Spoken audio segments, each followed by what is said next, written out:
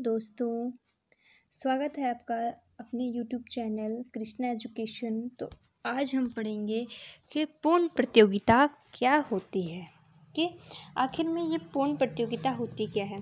देखिए, हमने पिछले वीडियो में क्या देखा था, अल्पाधिकार देखा था, अल्पाधिकार की विशेषताएं देखी थी, है ना। तो पूर्ण प्रतियोगिता भी यह भी एक क्या होती है, बाजार की ही स्थिति है। ठीक है, ये भी क्या है, अल्पाधिकार भी बाजार की ही स्थिति थी और पूर्ण प्रतियोगिता भी क्या है, बाजार की स्थिति है। ठीक है, तो पूर्ण प्रतियोगिता बाजार की वह स्थिति है जिसमें स्वतंत्र रूप से कृषि करने वाले क्रेताओं और विक्रेताओं की संख्या अधिक होती है।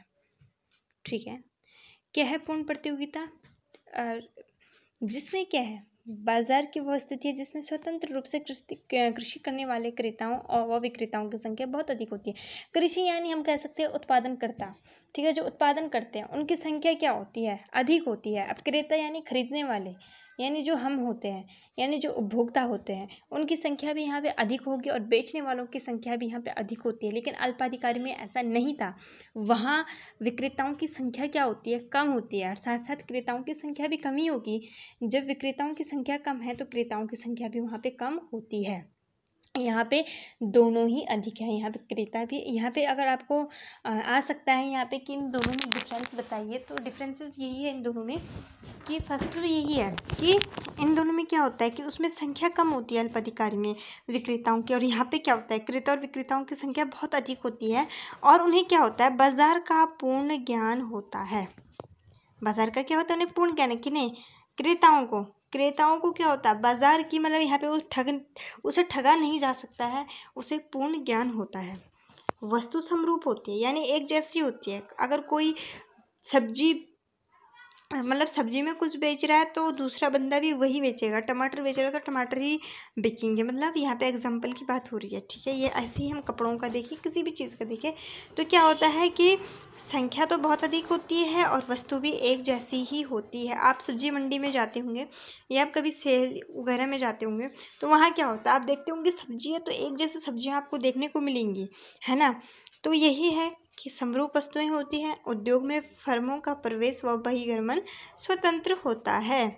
और इसका मतलब क्या है, फर्म मतलब जो फैक्ट्रियां हैं, जो उत्पादन करते हैं, वो स्वतंत्र रूप से प्रवेश कर सकते हैं यहाँ पे, और बहिर्गमन यानी जा भी सकते हैं। इसीलिए वस्तु का एक ही मूल्य क्या होता है, और इसलिए वस्तु का एक मूल्य प्रचलित होता है। यानी यहाँ पे ये नहीं हो सकता है कि कोई टमाटर 40 रुपये किलो बेच रहा है और कोई 20 रुपये किलो बेच रहा है, ऐसा नहीं होगा। 40 है तो 40 है और 20 है तो 20 है। यहाँ पे अपनी मर्जी नहीं चलेगी कि जब चाहे हमने बढ़ा दिया, जब चाहे हमने घटा दिया, ऐसा नहीं होगा। समरूप वस्तु होंगी तो समरूप कीमत होगा। और यहाँ पे क्या होता है, ये कीमत निर्धारक नहीं होगा।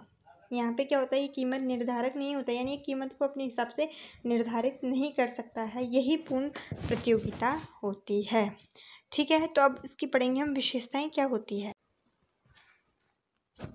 पूर्ण प्रतिस्पर्धी बाजार की विशेषताएं क्या है, ये क्वेश्चन आ सकता है। ठीक है, या ये आ सकता है कि पूर्ण प्रतियोगिता की विशेषताओं का उल्लेख कीजिए या पूर्ण प्रतियोगिता की 3 विशेषताएं बताइए। ठीक है, अगर एक पूर्ण प्रतिस्पर्धी बाजार भी है तो यही करना, पूर्ण प्रतियोगिता यही करना। ठीक है, विशेषताएं जितने भी पूछेगा उस हिसाब से आप करेंगे। ठीक है, तो यहाँ पे क्या है, एक पूर्ण प्रतिस्पर्धी या पूर्ण प्रतियोगिता की निम्नलिखित विशेषताएं हैं। क्रेताओं और विक्रेताओं की संख्या बहुत अधिक होती है। देखिए क्या होता है, आधी से ज़्यादा चीज़ें तो हमें डेफिनेशन से ही पता चल जाती है कि विशेषताएं बनेंगी क्या। आपने डेफिनेशन में देखा था कि वहाँ पे भी लिखा था कि क्रेताओं और विक्रेताओं की संख्या अधिक होती है और कोई भी क्रेता या विक्रेता अकेले वस्तु की कीमत को प्रभावित नहीं कर सकता है। यानी वो अकेले कीमत को ना ही बढ़ा सकता है और ना ही घटा सकता है। ठीक है, यहाँ पे वो कीमत निर्धारक नहीं होगा, यहाँ पे अपनी मर्जी से कीमत को नहीं कर सकता है। ठीक है, सेकंड है, वस्तु की सभी इकाइयाँ समरूप होती हैं, है ना। सभी इकाइयाँ एक जैसी होती हैं, अर्थात उनके रंग, रूप, गुण आदि में कोई अंतर नहीं होता है। समझ में आई बात। 2 विशेषताएं तो ये हो गई। थर्ड है यहाँ पे, चूंकि वस्तु प्रमापित होती है इसीलिए गैर कीमत प्रतियोगिता नहीं पाई जाती है। इस अवस्था में विक्रय लागतें नहीं होती है। यानी क्या है यहाँ पे, गैर कीमत प्रतियोगिता। गैर कीमत यानी अपनी मर्जी से यहाँ पे कीमत का क्या नहीं हो सकता है, निर्धारण नहीं हो सकता है, जो कीमत है वही रहेगी। ठीक है। फोर्थ है यहाँ पे, क्रेताओं और विक्रेताओं को बाजार के संबंध में पूर्ण ज्ञान होता है। यानी जो क्रेता होते हैं, खरीदने वाले होते हैं, वो यहाँ पे ठगे नहीं जा सकते, उन्हें पूर्ण ज्ञान होगा कि कहाँ पे कितना बिकेगा, क्या बिकना है। ये नहीं हो सकता है कि दूसरा बंदा वहाँ पे ठग रहा है, ऐसा नहीं होता है। और विक्रेता होते हैं, उन्हें भी पूर्ण ज्ञान होता है। ठीक है। बाजार के संबंध में क्या होता है, पूर्ण ज्ञान होता है। ठीक है। अब है, फर्मों को उद्योग में प्रवेश करने और उद्योग से बाहर जाने की पूर्ण स्वतंत्रता होती है। यानी प्रवेश और बहिर्गमन की पूरी क्या होती है, यहाँ पे स्वतंत्रता होती है। यानी जब चाहे कोई भी क्या कर सकता है, फर्म क्या कर सकती है, यहाँ पे आ सकती है, सामान बेच सकती है और जब चाहे बाहर जा सकती है। लेकिन अल्पाधिकारी में ऐसा नहीं होता है, वहाँ पे पूर्ण स्वतंत्रता नहीं पाई जाती है। ठीक है। सिक्स्थ है, उत्पादन के साधन पूर्णतः गतिशील होते हैं।